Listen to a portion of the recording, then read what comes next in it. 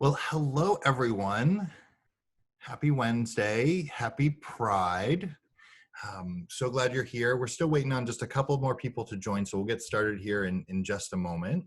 Um, but as Liz mentioned a moment ago, if you weren't here, please introduce yourselves in chat. Where you're calling from, if you'd like, where what you do, where you work, your LinkedIn profile. If you're in job search or job transition, feel free to share that as well and network. So whatever you'd like to do to connect and network with others. I think part of what we want to do together here is also have great conversations, but also build community.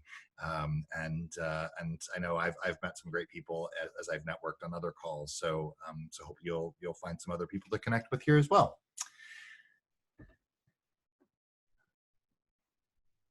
And we'll get started here in just a minute.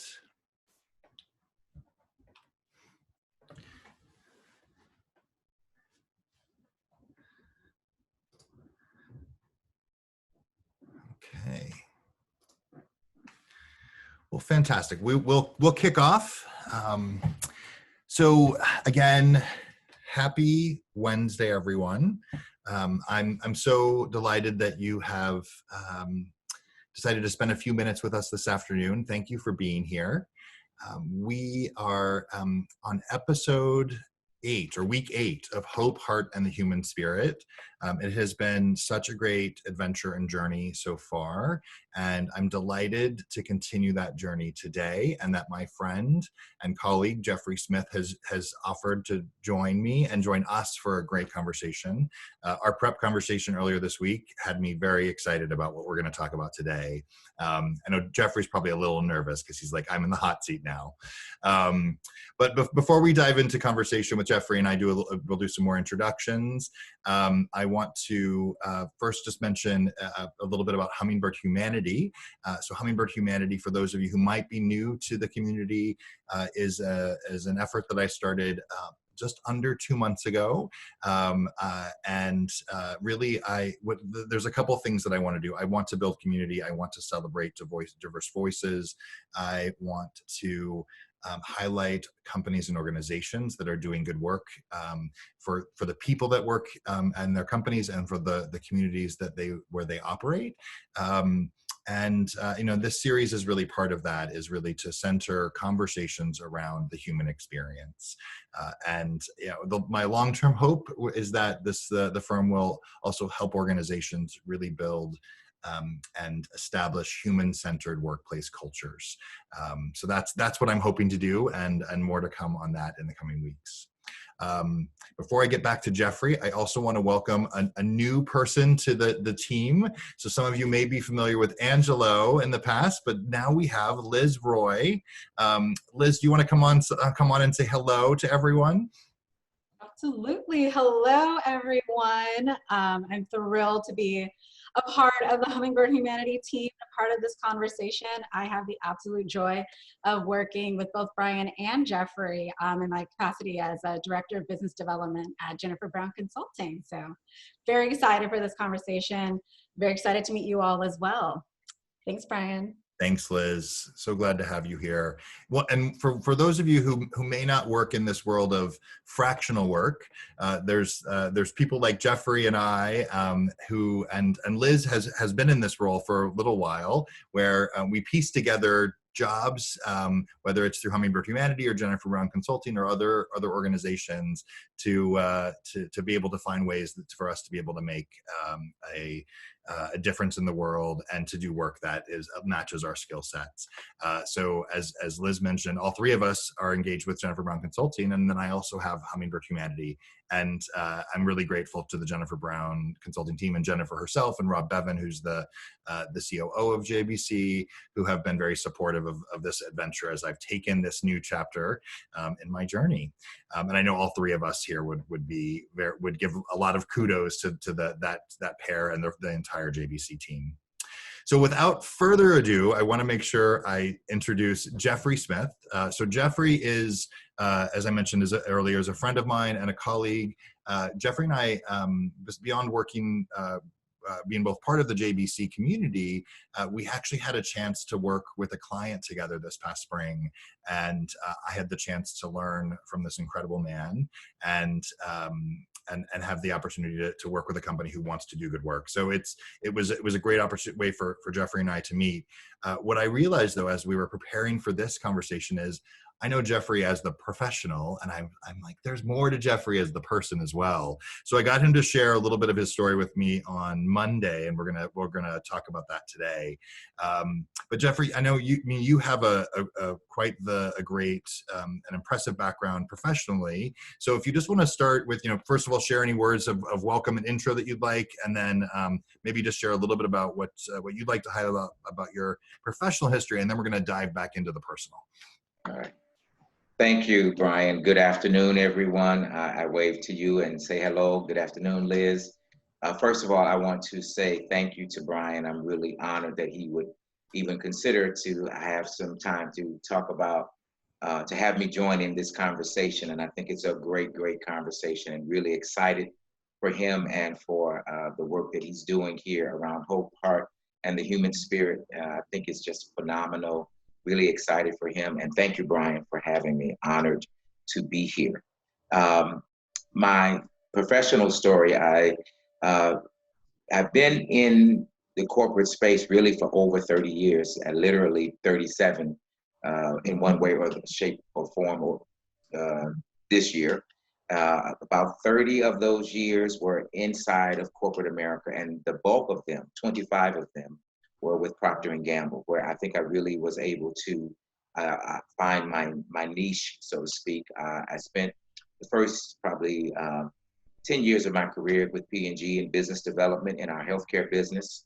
I got involved in diversity and inclusion work during that time, and was involved in some of the initial ERG or ARG. I'm not sure which acronym most people use, but at that time we called them affinity teams. So I got involved in some of that work early in my career, moved from business development pretty much into functional training, which led to HR. So I was a full-scale HR business partner in our global healthcare organization, where I worked with global healthcare leaders, was actually involved in the global healthcare D&I strategy. So as a global business unit, we had a global D&I strategy, which I helped to lead for our global business. And then from my work in HR as, again, full-scale HR business partner, I led the global D&I operations for P&G for about 5 years, from soup to nuts, right? From strategy to ERG to public relations from a D&I space. So I feel very fortunate to have had that career. Since that time, I've been doing some consulting, first with Diversity Best Practices, and now with Jennifer Brown Consulting for the last 6 years, where I have worked with a range of clients from small to large, from C-suite to first level management, around several issues, training, strategy, approaches, change management approaches around diversity and inclusion, and using some of the HR and business development background.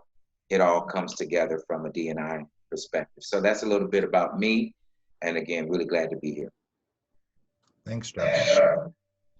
Yeah, it's interesting to hear the various experiences that we get to have in our careers, and I think, like you, I've been fortunate to have experiences that are a diverse set of experiences, which I like that I get to bring those experiences to this work, and I'm sure that that's benefited you as well as you've taken this journey and find ways to connect with diverse groups that do different things in the organizations you had a chance to work with. Absolutely.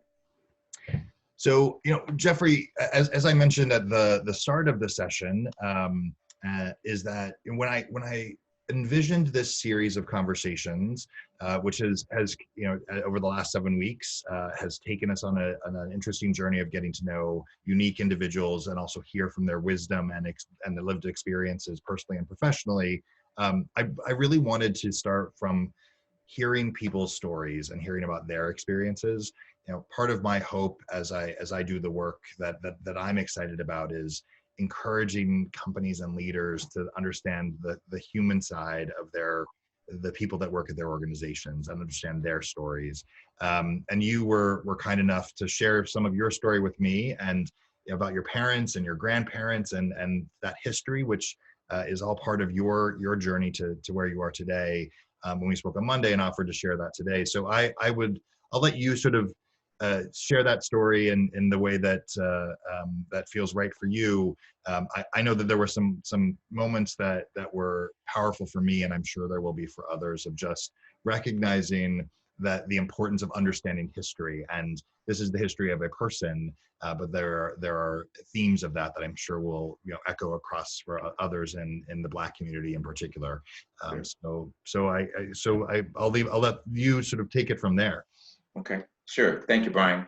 Um, I'll start with my personal story, because one of the what I love about what Brian is doing is this phrase of embracing our stories, and so it's important to be in touch with it and to again embrace it and to share it. My story: I am the great grandson of people who were born as slaves in this country. I am the grandson of sharecroppers on both my mother's side and my father's side, who were sharecroppers in the rural South, really from in the early 20th century, 1920s, 1930s, 1940s, really up until the 1960s. My grandparents made their living, their livelihood as sharecroppers in the rural South in the state of Alabama.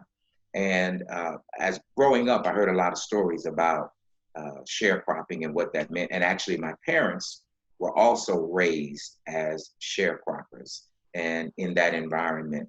And I think one of the intersections with their story and what we're seeing today is, for those of you who may not be familiar with sharecropping, really quickly, what it is and what it was for my family is my grandparents would basically work the land that they did not own. But while they harvested the crops, they planted the seeds, they did all of the work and all of the labor to produce a crop, they had to share it with the landowner. And it was, in essence, a way to keep them bound or in debt. And the number that I recall is that they would basically have to share 50% of what they either harvested from the crop or 50% of what they sold. So the landowner did no work, but got 50% of what came from the field. And so it was an ingrained way systemically to keep my family, my grandparents, my parents in a financially oppressed position. That's the way I would articulate it today, is that it was a systemic way, right, to keep them indebted, to keep them from actually progressing, and even from having the mindset of breaking out of that. And how do you really do something different? Because for my grandparents, that's all they knew, because that's what they got from their parents. And so they imparted that to their children because that was all they really knew.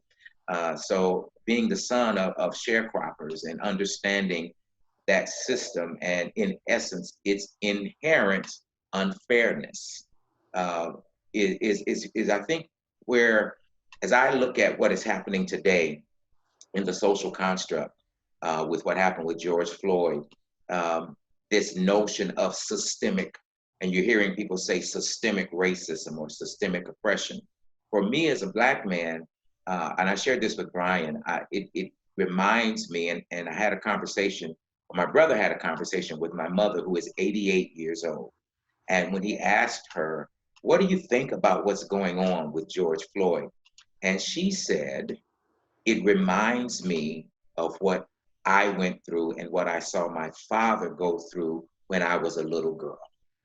And so for her, it's like 80 years later, it almost feels like we're in the same system. We've got the same systemic issues rearing their ugly heads today, but it just is in the form of what happened to George Floyd, the murder of George Floyd. So this systemic notion of sharecropping and what it did to keep my family and those who were sharecroppers financially and systemically oppressed, it's like when you see this system of law enforcement, this system of, or the institution of law enforcement, it just brings it all back up. And for a lot of, at least I can say for me and my family, when we see the George Floyd, the Breonna Taylor, the Rayshard Brooks, the Ahmaud Arbery, the Trayvon Martins, the Laquan McDonalds, the Michael Browns, you can go on and on. It is what other systems is this oppression baked into for me? So as the son of sharecroppers, I will say one more thing. I'm also the son of parents who were very much a part of the civil rights movement.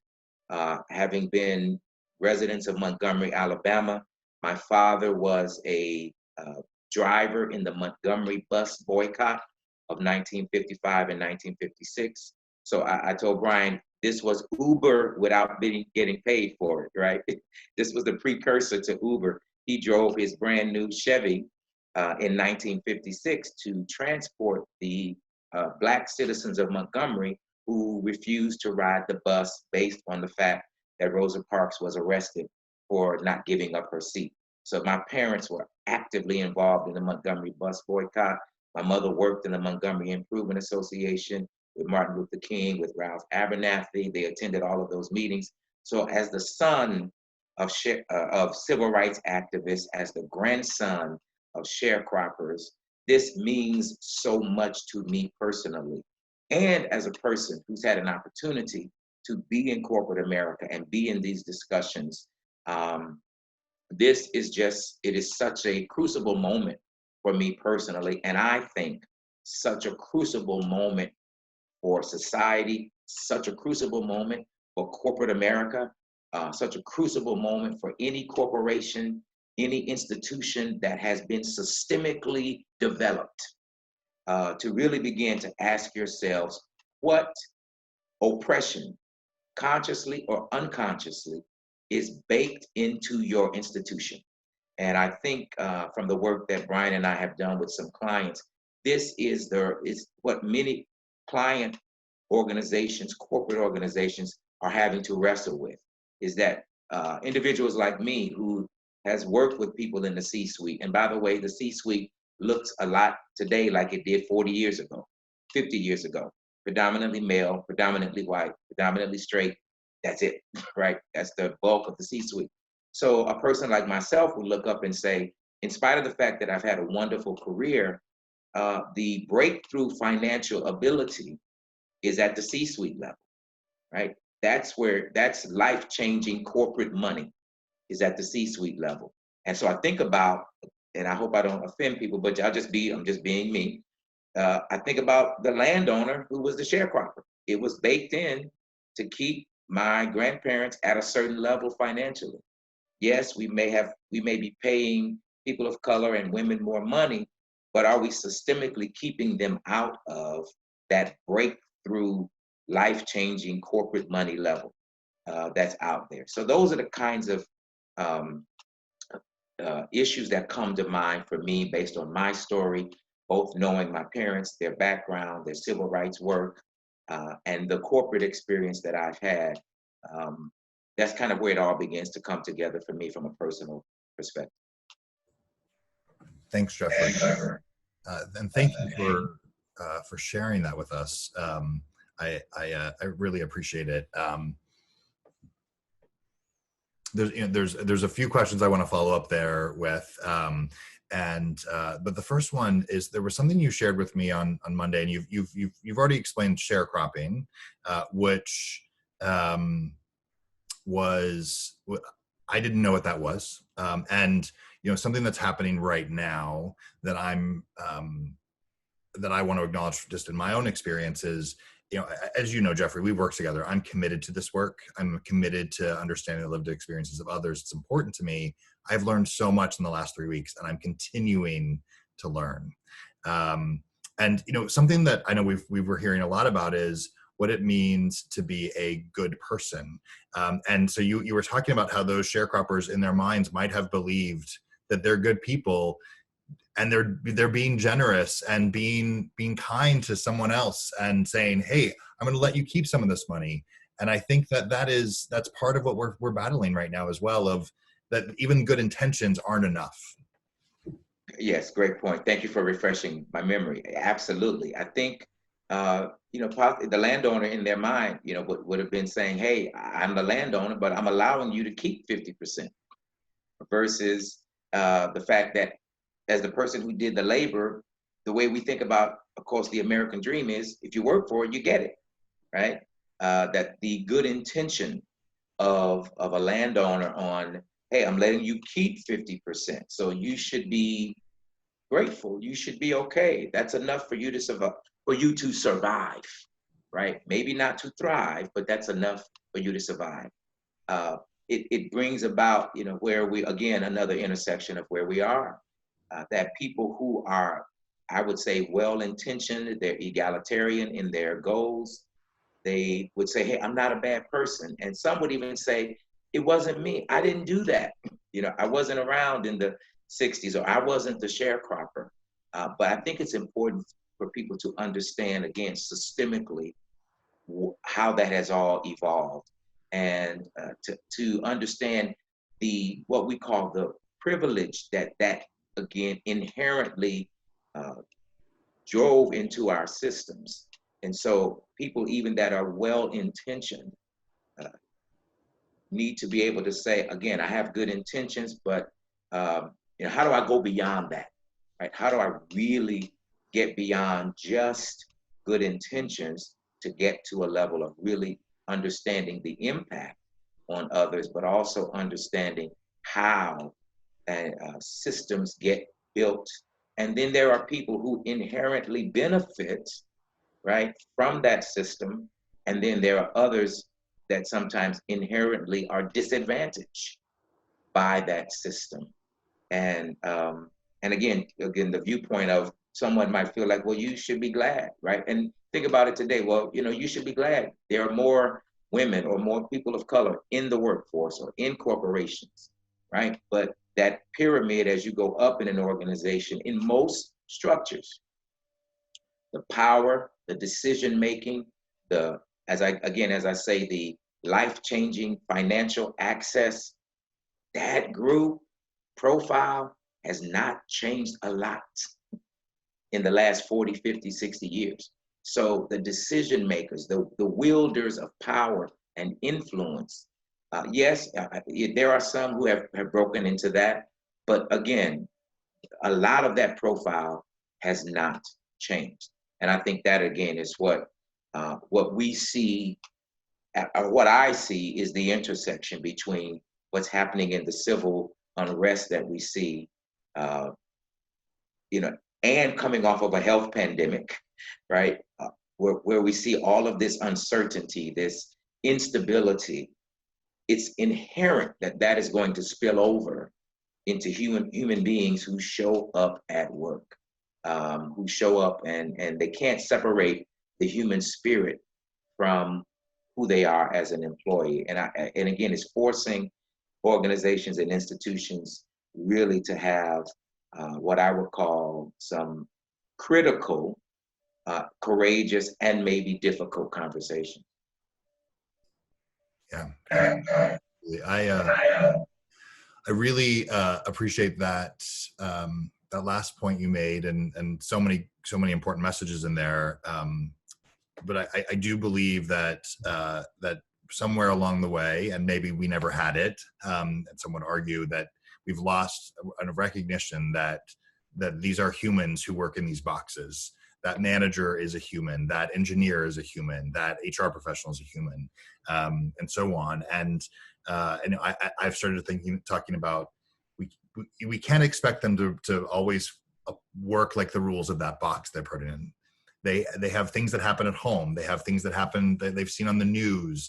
They might just not feel well that day. They might be dealing with depression or anxiety, right? So there's a collection of issues, and I have not lived in the shoes of being a Black person who wakes up to see another person in my community murdered because of the color of their skin, and I appreciate you sharing some of your stories and how and what you're seeing and how your life has been shaped by the your experiences and the experiences of those that came before you.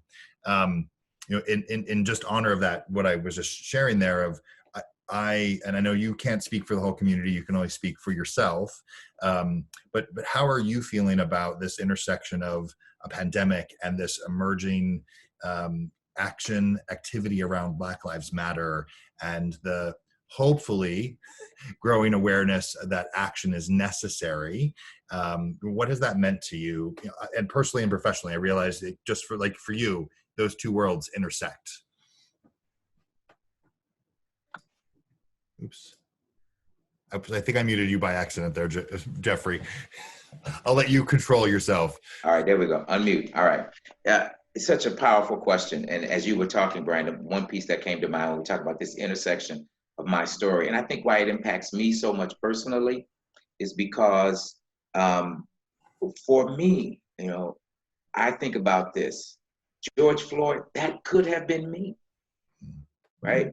My education, my career success, if you will, if you want to call it that, all of the things that some may say, man, you've been very fortunate.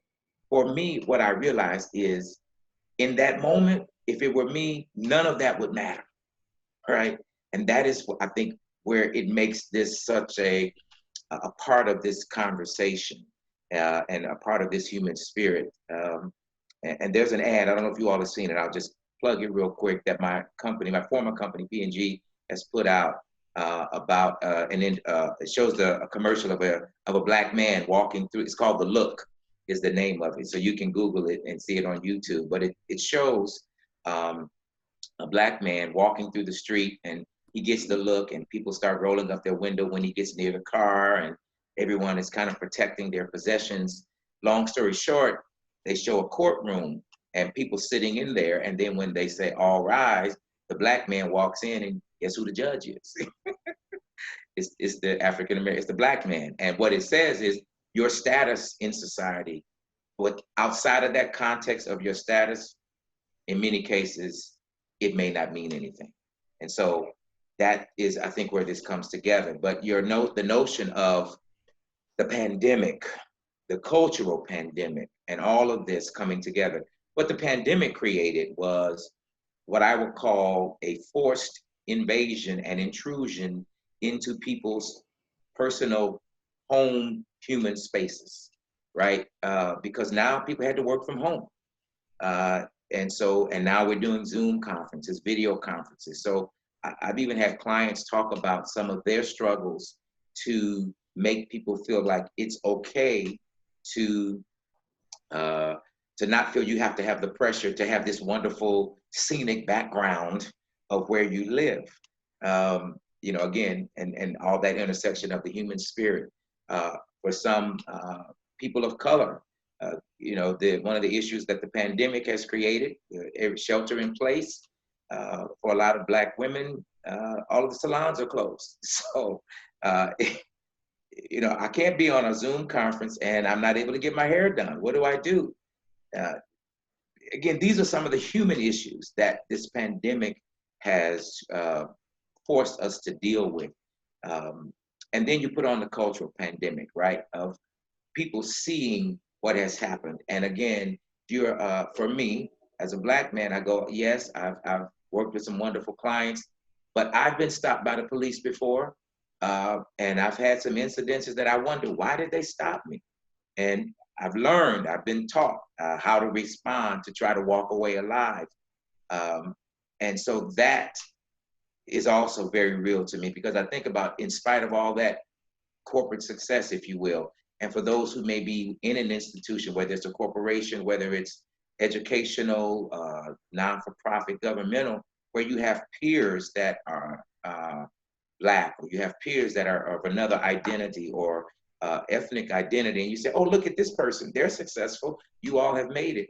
What most of the people who are at that level realize is, when I walk out of this door, right, if I get pulled over by the policeman, I don't know how that interaction is gonna go down. And the fact that I'm a CEO, CFO, CRO, SVP, EVP does not matter. And so that's why corporations have to be willing to talk about this intersection of that human spirit, because that's what human beings are dealing with from the cultural pandemic, and dealing with all of the residual effects of the health pandemic, the shelter in place, the having to learn how to juggle homeschooling while I'm working, and how do I manage all of those expectations. So it's very important, I think, as I shared with Brian on Monday, to have this conversation around the human spirit. And I think you mentioned something around Black Lives Matter as well, Brian. I think it's time for that conversation to be had, and for people to understand why this is a rallying cry for people today. I I so in objectivity, I can understand why someone would say all lives matter. No one is saying that's not the case.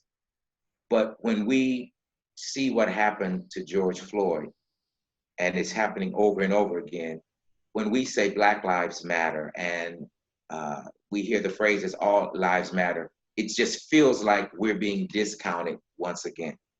And so I think, again, it's going to take courage to have these conversations, but I can't, I guess, offer enough kudos, Brian, for this notion of the heart, hope, and the human spirit.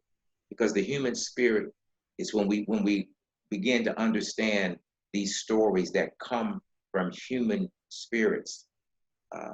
I think the rallying cry for me, so I can only speak for me, and I think I have some friends and family who would concur, is just hear us, please, right?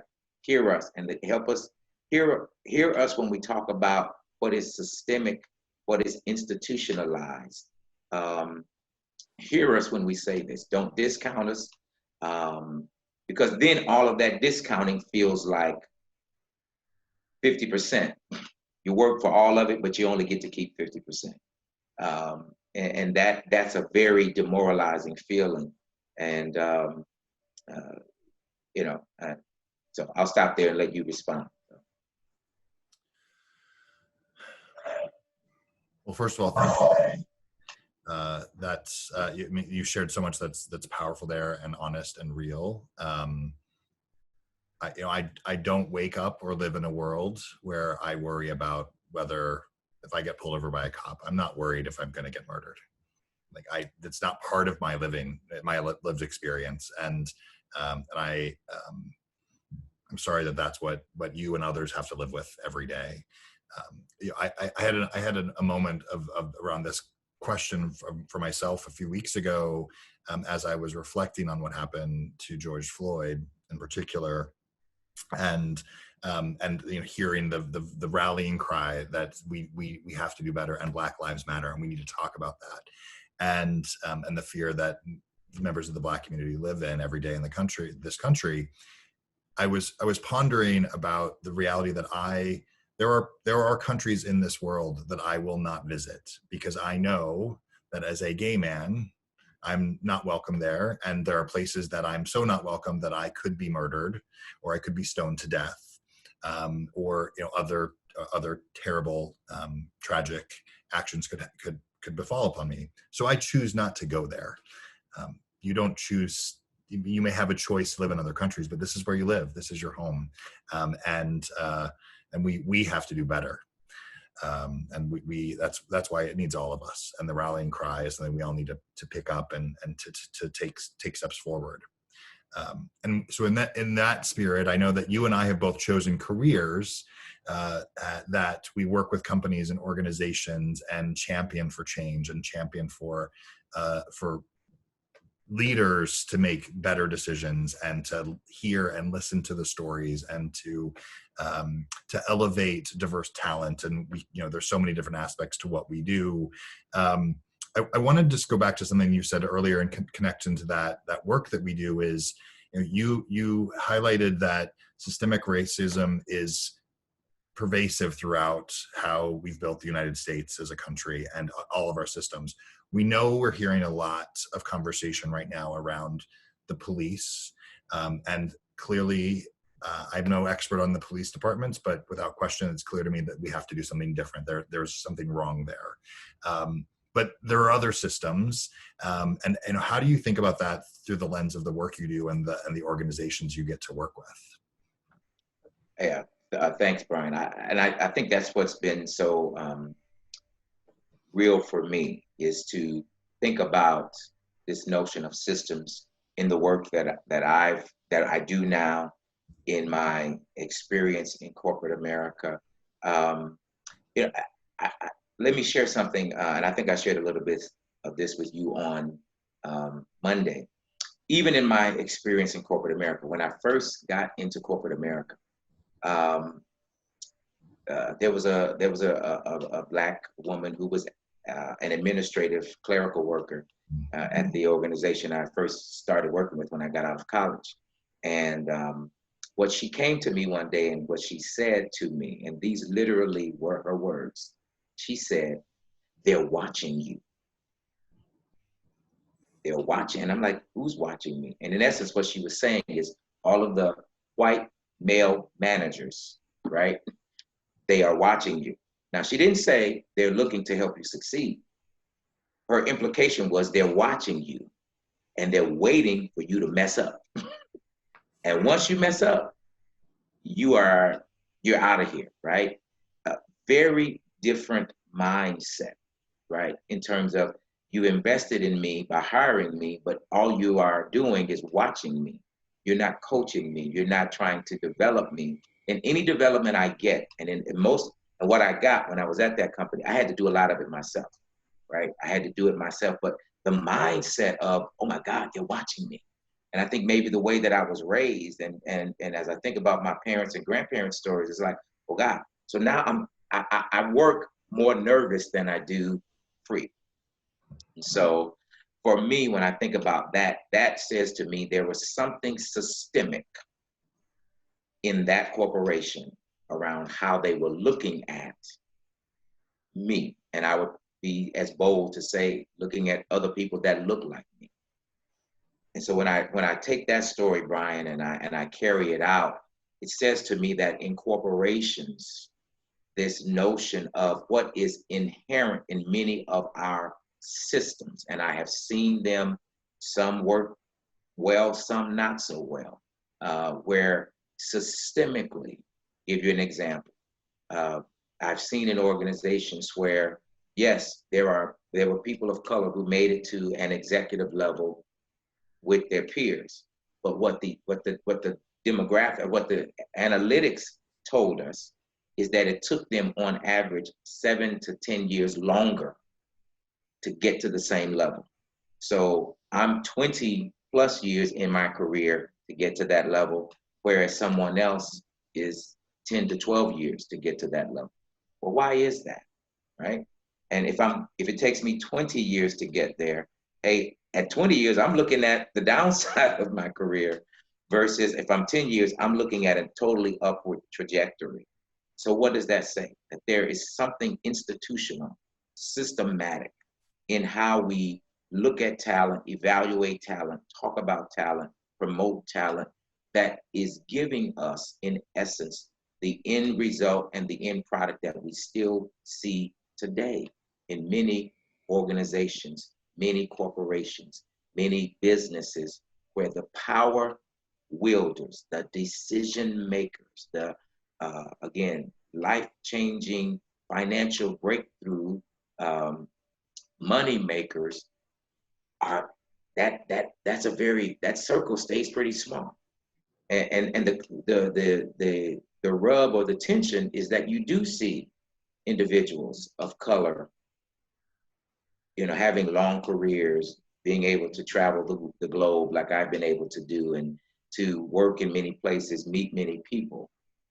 But when I look at the civil unrest and when I go and look at a lot of the clients that I have seen, that I've worked with, and organizations, the question becomes, is that organization, number one, aware of the systemic processes that are in place that may inherently advantage some and inherently disadvantage others? And if they are aware of it, are they willing now to really address it? So that's where all of this comes to convergence and confluence for me, is that these, while some may look at these and say they're two totally separate worlds, I don't see it that way. I see that these worlds are coming together in a way like never before. And again, for those who may be on who have a corporate perspective, to me, that's it, is that employees, and maybe not just your employees of color, but your employees that make up the Black Lives Matter protesters, right? Or that have children or sisters or brothers that make up those protesters. And we see protesters are not just Black people protesting actively today. That I think the question for many of them is, what systems are out there perpetuating behavior? Maybe they don't murder inside of corporate America, but what systems figuratively perpetuate the inability for people to breathe in a corporate and community sense? And I think that's the conversation that the protesters and the mindset of the protesters, that's the conversation they want to have, is let's look at systems and institutions holistically. And I think that the task for corporate leaders, for business leaders, is to do that kind of audit, have the genuine, transparent conversations. And I think as a business person, then look for how do you develop and grow business opportunities out of these human spirit conversations. Because Brian, I don't see them separately. I see, if you recognize this human spirit, I do think it will position you to be better able to serve human beings who buy products, who buy services. I just inherently believe that it will return the investment if you do that. That when people know that you're investing in their human spirit, you'll get more out of human beings. Yeah. I fully agree with that. And my foundational beliefs in leadership and HR were based on a book that I read in college, which is called The Customer Comes Second. And it's about, hey, let's take care of the people that work for us like people first. And then they'll take care of the people who are our customers. And so I've really tried to embrace that in my entire career. What of course I've learned a lot since college, and one of those learnings is centers around this disappointing, sad, tragic reality that different people are treated differently, and there are ways that is maybe the right thing to do. Not maybe, there are ways that's the right thing to do, and there are a lot of ways where it's actually oppressive and holds people back.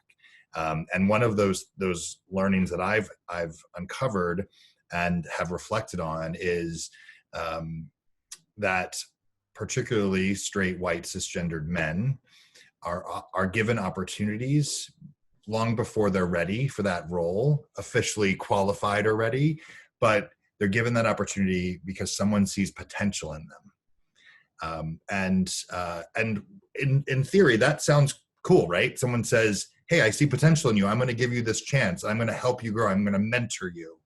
But what happens to diverse and marginalized and stigmatized communities is they don't get that chance. They are expected to demonstrate that they can do the job successfully and meet every criteria and qualification before they can move into that job. And that keeps people back and holds people back and collectively, if we're talking about one individual, then that's sad and disappointing, and I don't want it to happen. But when it happens to an entire community of people, that oppresses an entire community. Absolutely. I mean, and I think I mentioned one story to you, but I have another one where when I first started in business development, a lot of the language of what I was told was, in essence, and I'm paraphrasing. This may not have been the literal words, but the way that people spoke to me was as if they really expected me to fail. Right? Is that they expected me to fail. I would hear things like, well, I'll give you one example. Someone said to me, if you fight, you get fired. And I'm thinking to myself, why did you tell me that? Do you think I'm actually going to go into a healthcare professional's office and start a fight? Uh, do you think I'm going to start a fight at a work? But someone said that to me. Now, why they felt the need to say that to me to this day, I can't really tell you. But that was the kind of message that says, I'm expecting you to do something that's going to make me terminate you. So, if you fight, you get fired. So what am I saying with that? The point is, I was not looked at as a person with potential. I was looked at as a person who I'm going to have to manage the problems, and you're going to have to prove yourself. So the difference, Brian, is many people, and again, we've done some work around bias and what drives that.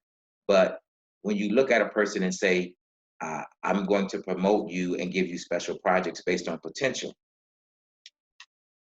my experience of what I've seen personally, what I've seen with others in similar settings, is we're not going to promote you on potential.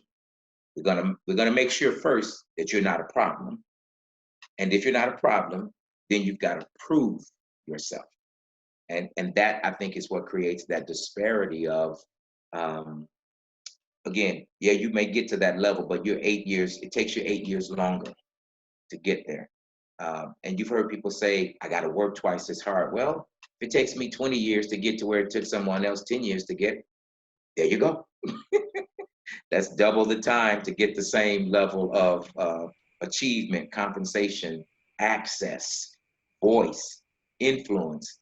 Um, and I think that my experience is, again, I'm thankful, I'm fortunate, I persevered, I had some people that helped. But when I think about it, I was not necessarily set up to succeed inherently or intentionally.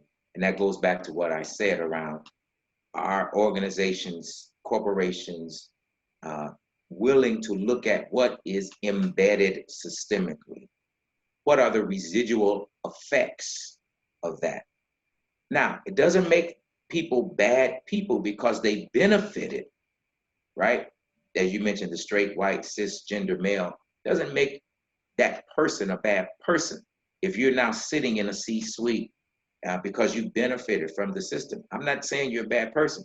What I am asking you to do is to acknowledge how you benefited and be willing to pull the cover back on some systems or some processes that maybe you didn't build with your own hands, but they're there. And I think the cry for, again, the Black Lives Matter protesters, the intersection of that cry socially with the intersection of it in other spaces that we live and work in, is we're asking every system to be examined. Because this is not the only system and the only institution that has bred this kind of behavior. And so we're just asking other institutions, other systems to examine themselves. And I think the other key, Brian, is that we're also asking for genuine transparency, right, in this space. We're asking for the dialogue to be genuine, for the transparency to be genuine, and to maybe acknowledge, hey, I didn't know that that was your experience. Because again, a lot of the items that I'm sharing with you, I don't share this a lot. This is not always a part of my dialogue. Why? Because I have a mindset that says I'm still going to try to succeed. I still want to be a team player. I still want to make things better. I still want it to work. I want to have the spirit of my parents as civil rights activists that said, I'm going to do this because I yet believe in the hope of something better. And so I compartmentalize a lot of that and just go forward. And so sometimes because we don't talk about it, a lot of people might not know that, again, as I look at this one incident, it opens the floodgate on a series of incidents that now feel for some very burdensome or tiresome. And that's why I think this is a critical conversation to have.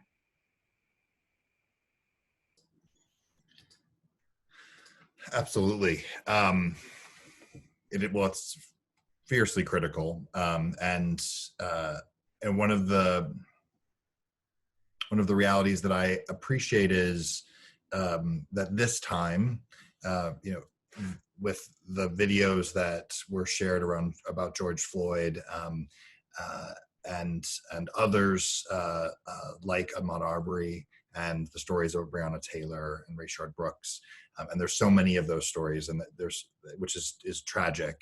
But because we're all home in our houses, everyone watched the story, and so what feels like, for the first time in my life that I'm aware of, that people are actually paying attention. There's a leader who that you may have heard him share this recently, who's a chief diversity officer at Moody's, DK Bartley. He said recently on a call, this question of people who are just getting to the conversation of we have to do better, or leaders who are just getting to the conversation. Should we shame them? Should we welcome them? What do we do? And he said, I don't care when you get to the party. I'm glad you're here. Let's make something happen. So I'm going to ask you an unfair question, because it's not possible in the time we have left to solve it. But you have such great experience working with organizations. You have a passion for this work. You've seen change happen in your lifetime. What are the top words of wisdom or advice that you're sharing with whether it's other just people in your life of what they can do, or what you're saying to leaders about what they can do?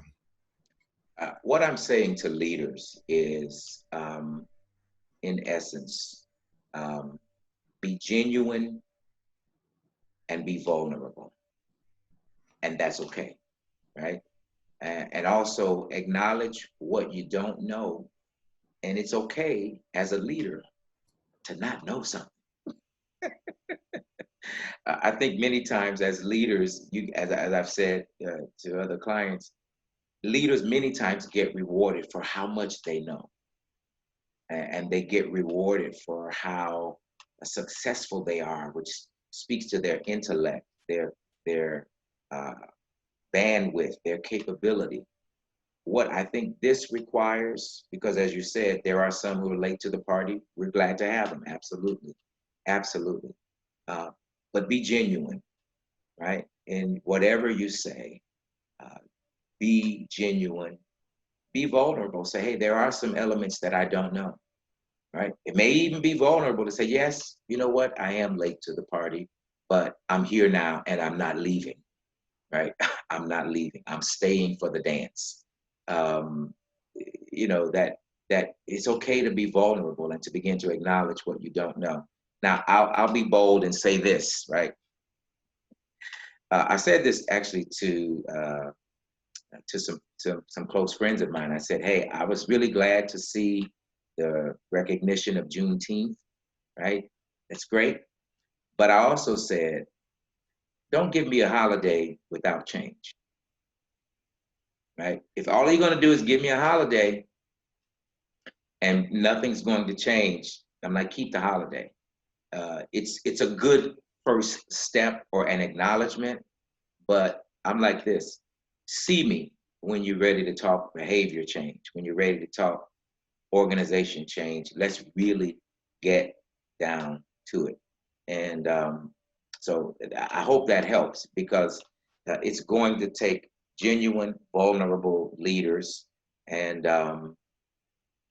to really engage in critical, courageous conversations. There are not a lot of people who have the skill, to be honest with you, to really productively talk about race and racism. That's why we haven't talked about it, because I think we're a little afraid of it. And I'm asking leaders also at this point to not be afraid of it. Please don't be afraid of it. However I can help you, I'd be willing to help you, but don't be afraid of this conversation, because it's a conversation that must be had at this point. Thanks, Jeffrey. Yeah, well, and you may have noticed I edited my question as I was going through it because I was going to ask you how do we solve it, and was the unfair question because it's not. You know, if we had that answer, we would both be really rich right now. So I appreciate what you shared, and I think that echoes what the two key messages I've been sharing with leaders I work with is you have to have the conversations. You have to lead into the discomfort. You have to try to have an understanding. So seek to understand is really important. And you have to take action.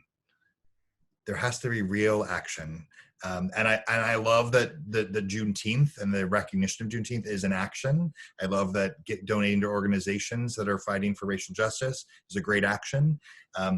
Keep doing more actions though. Keep taking more actions, because it's going to take a collection of actions across millions of individuals, across all of as many companies as we can get on board. That's how we're going to make a change, and we have to do it together. We're coming to the very end. I want to just before we do our final wrap up with who's coming next week. I just want to ask you, Jeffrey, what gives you, as we wrap up here today, what and as you look towards the future, what gives you hope? What gives me hope, believe it or not, Brian, is when I think about the stories of my family, right, of my grandparents and my parents, and where we've come from. Yes, I do honestly believe we have a long way to go, but when I tell you I was not a sharecropper, when I tell you that I, along with my 4 siblings, are all college educated, 3 of the 5 of us are master's degree, that gives me hope, right?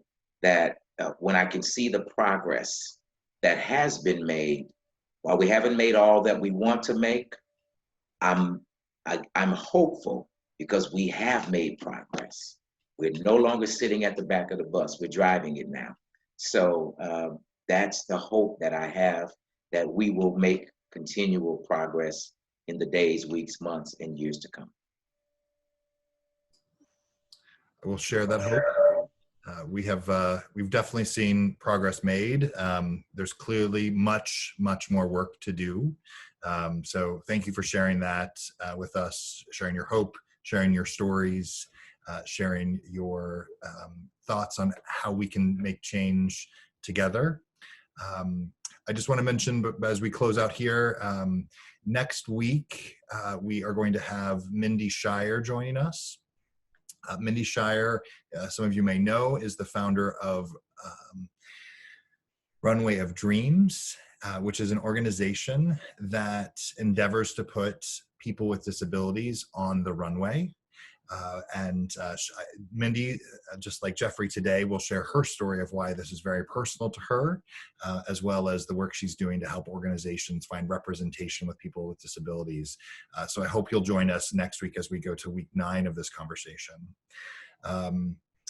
Jeffrey, again, I just want to say thank you for being here. Thank you for sharing with us. I am committed to this work. What gives me hope is that I know that there are so many others like you and me and Liz who are committed to making change, and it's going to take all of us to do this. So I'm so thankful that there are people like you who share your stories and use your voice for change. So thank you for being here. Thank you for having me. Absolutely.